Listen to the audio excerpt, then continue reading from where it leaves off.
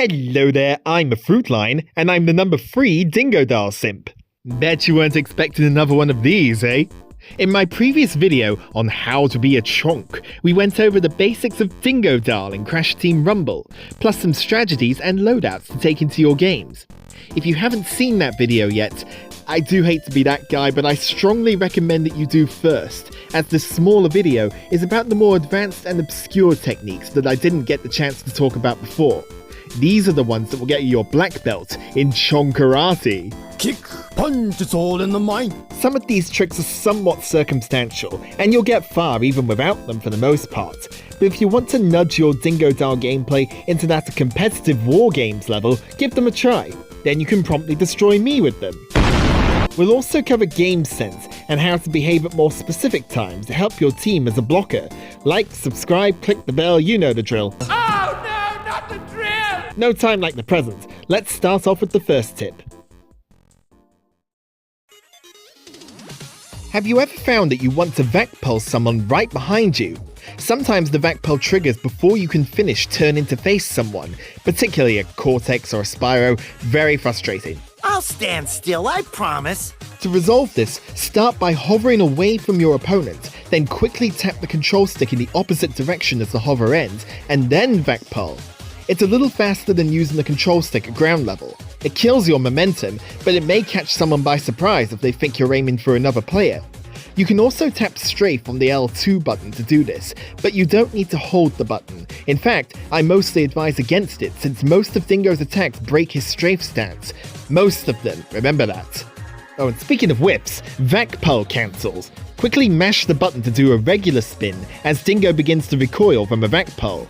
If you know your pull is going to miss, the stun won't have an effect, or the blast itself will miss, use this to get an agile opponent off balance.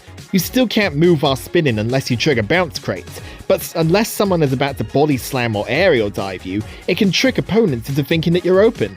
Don't get into a habit of it though. It can become predictable, or you may miss out on a vac blast opportunity if you didn't need to do the cancel. It can also be used to throw off an opponent's escape options, particularly a Cortex, who will normally try to dash away as soon as they get blasted. Only because you fake them out, they'll end up staying in range for a follow-up strike by you or your teammates. Let's take a step back and look at strafing. Like I mentioned, a majority of Dingo's chonky attacks break his strafe stance, but there is one important exception: charging up a super spin. You can strafe to shuffle left and right rather than turning in a full circle to help you sidestep incoming projectiles like Rue bombs more reliably. And much like when you turn in with a vac pull, using strafe as you charge the super spin will turn you to face the opponent faster than just manually turning with the control stick. It's kinda hilarious to watch you suddenly give them the death stare.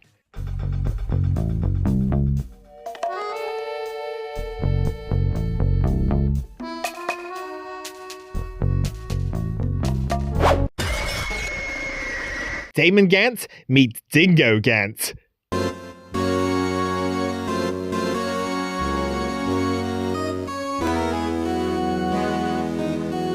Please stop. And now, vac pull again. Vac pull. Vac pull.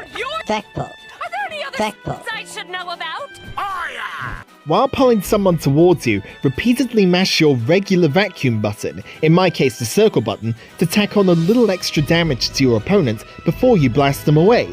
No need for precise timing. You'll know it worked if you see this purple aura around the enemy. It may just make the difference between KOing an enemy and letting someone slippery get away. In fact, even the slightest tickle of the vacuum can stop an enemy's auto heal from kicking in, similar to how D.Va's cannons can stop auto healing in Overwatch. Something to note is that no matter how close or far away someone is when you vac blast them, they always go the same distance, assuming they didn't touch the control stick, which is usually too far for you to attack them with a follow-up, hence why the blast itself hurts like I did when Tiny didn't get added to Crash Team Rumble in time.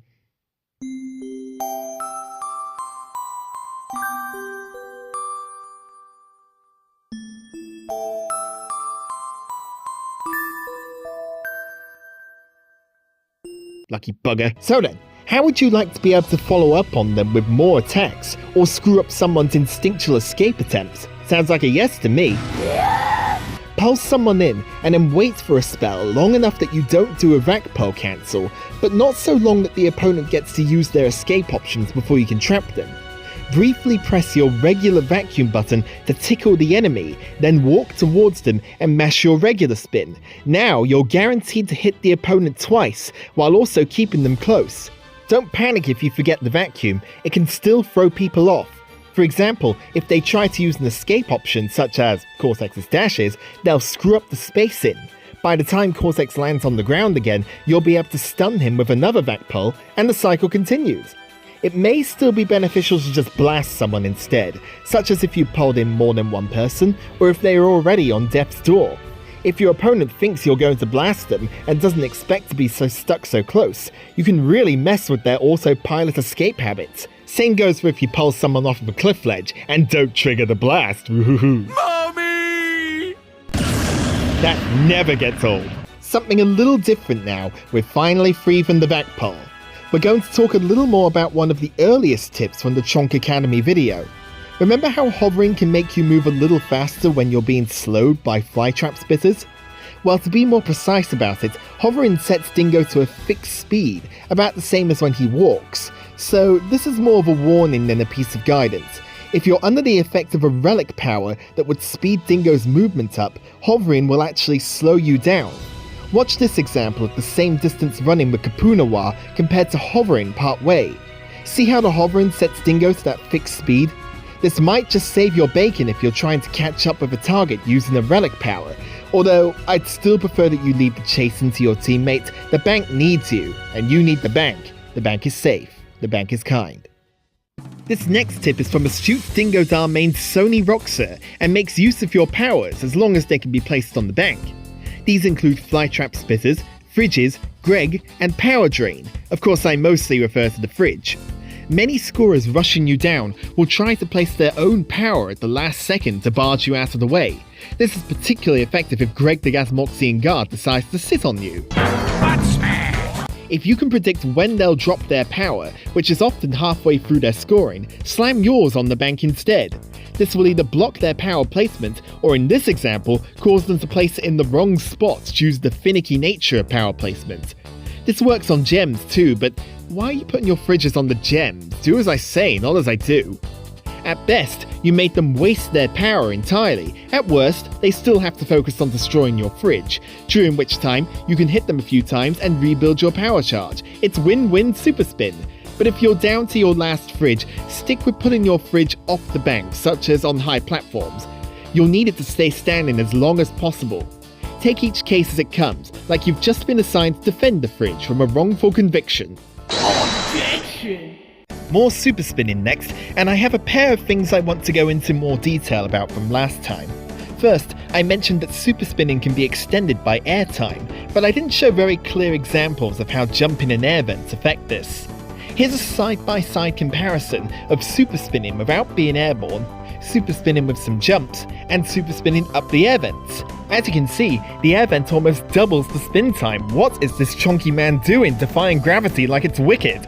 Don't forget to cancel your super spins. It can make your mobility less predictable, and you can use it to fake people out. I also mentioned how on Tiki Towers, super spinning lets you briefly defy gravity and cross the gem platforms without jumping. Well, there's a bit more to it than that.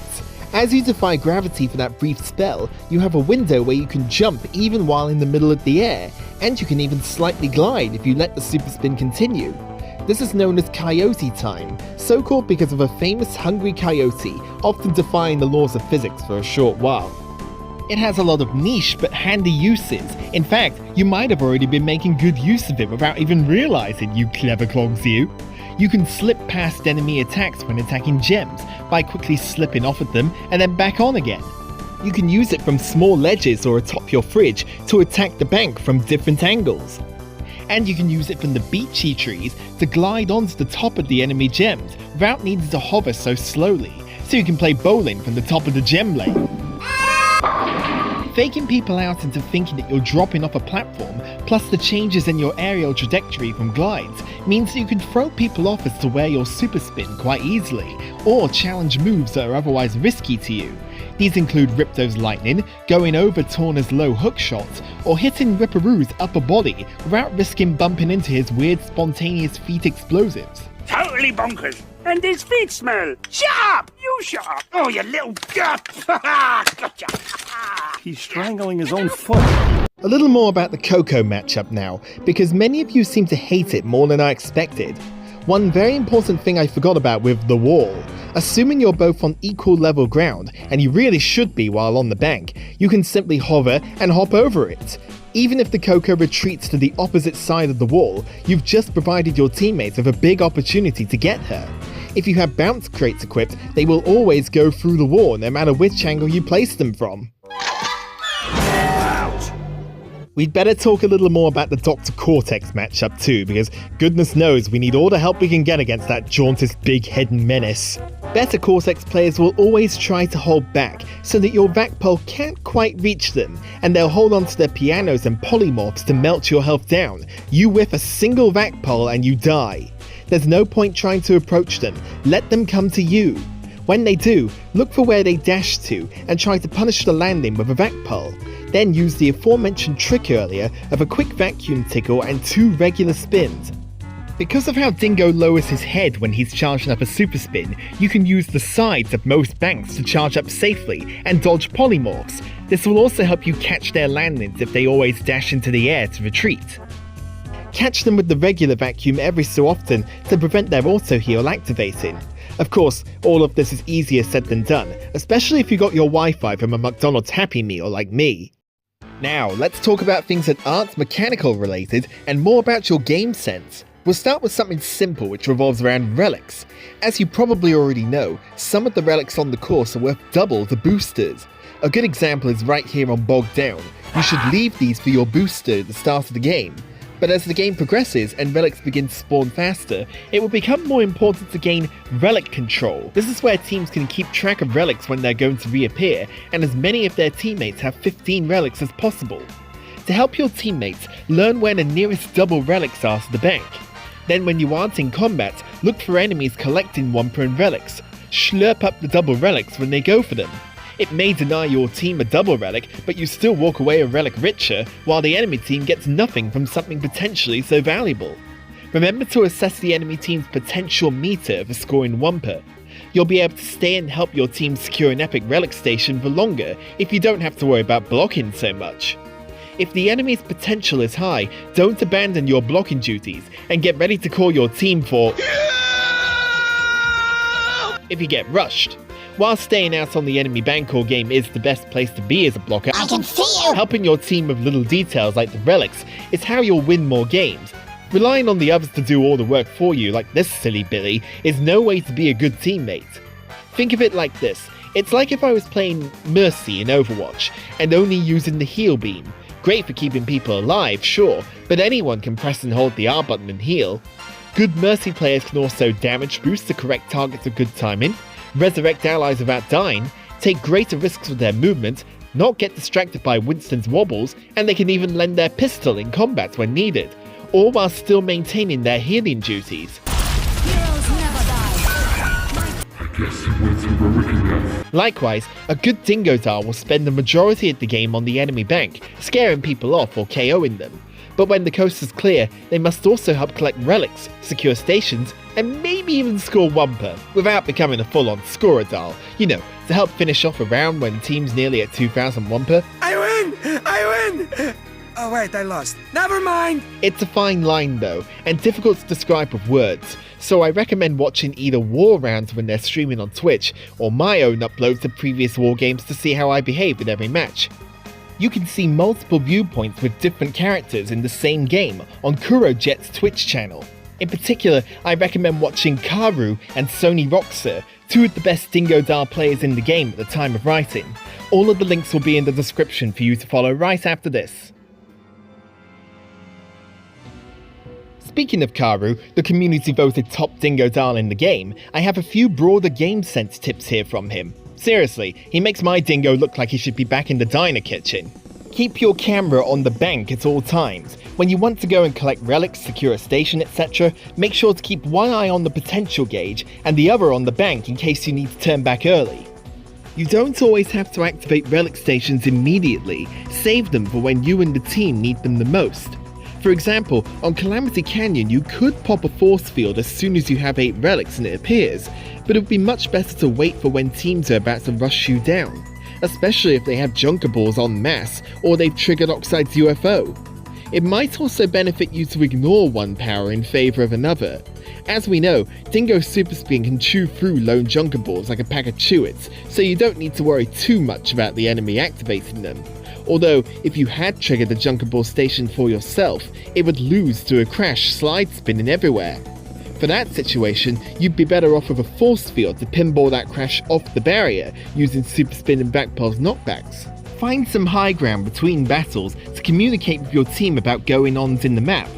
On Summer Forest Tower or on the ledge above Serenity Gardens Bank, you can see all of the gem platforms, every relic as they respawn, relic stations coming online, and of course, you can see if you're about to be swarmed by enemies. Oh no. Powers can be used as shields, as anyone knows from hiding behind Greg's ample posterior.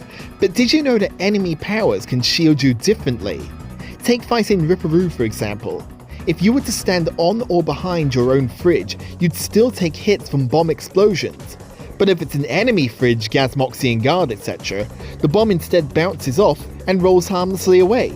Bombs, blasters, burgers, they all bounce off of enemy powers as if they were environmental walls. Whether you're going to help your team make a final push for a win at the end of a big game, or need to handle a huge crowd at the enemy bank or a station, this might just make all the difference to protecting you. Who knew that thick old Greg was a better wall than Coco's wall, eh? It's not a but. Lastly, and this is probably the most important tip in this video, do your best not to give up. It's in the nature of playing as such a slow character who gets so easily rushed down to die quite a lot, and I know firsthand how disheartening it can be when people rub it in. There are some infamous names in the Rumble community whose sole purpose is to drag people down and make them miserable, but they couldn't stop me from trying my best, so they certainly shouldn't stop you. You'll learn a lot more than you realise toughing these people out rather than running for the hills. Unless, of course, it's just you and 3 bots versus a big stack, and especially if that stack is just Fridge Cortex players, then there's no shame in backing off and trying elsewhere. But otherwise, don't quit after a single loss. In fact, I've seen some people quit after a single death, so stop that. You'll learn people's habits more and earn more respect at the same time. Just keep in mind that if you insist on playing the game solo and you keep coming across enemy stacks, then yeah, you're gonna have a bad time. And to close things out, Vecpul. Yes, but hear me out. Do you like bounce crates? If you're really struggling in a crowded fight, and you can't vac blast people without getting swatted away, vac pulse someone, and then before they even begin to reach you, immediately trigger the bounce crates. This prevents enemies from using their escape options in time, and will also catch out everyone who inevitably dived in after you, thinking you were going to vac blast. Officially, we call this trigger Vortex. Make sure you always have a spare set of bounce crates before doing this. You'll need at least one to escape dangerous options, like Cortex's Polymorph Shot. You'll also need them to counter epic relic stations like Spirit Guardians, or, ruin a Coco's day. Oh, by the way, you don't have to blast someone away with the Vortex. As they get pulled in with your bounce crates, jump over them and regular spin their backs. As they get blasted back, your spin will push them back to where they started, like a Bandicoot boomerang. Even if you're a bit late, or ping isn't on your side, you'll still hit them for another spin's worth of damage, but if you get it right, they'll hopefully go into a teammate's waiting attack, since the bounce crates often mess up follow-up attacks under normal circumstances. And I think that's all for now. Yeah, not quite so much to take in this time, is it? That said, if I missed anything more that you were expecting to see here, please feel free to let me know or ask me any questions, regardless of whether it's anything from this guide or the last one.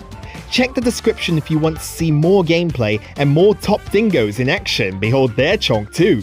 Special thanks to everyone who helped me collect a lot of footage, shared tips, and helped make sure that everything here makes sense, including Kaaeru, Madow, Sonieroxa, as well as the competitive Rumble community as a whole, for putting up with me and my weirdness. And with my work done, first I'm gonna have a good long lie down, and then I'll see you in the game again soon.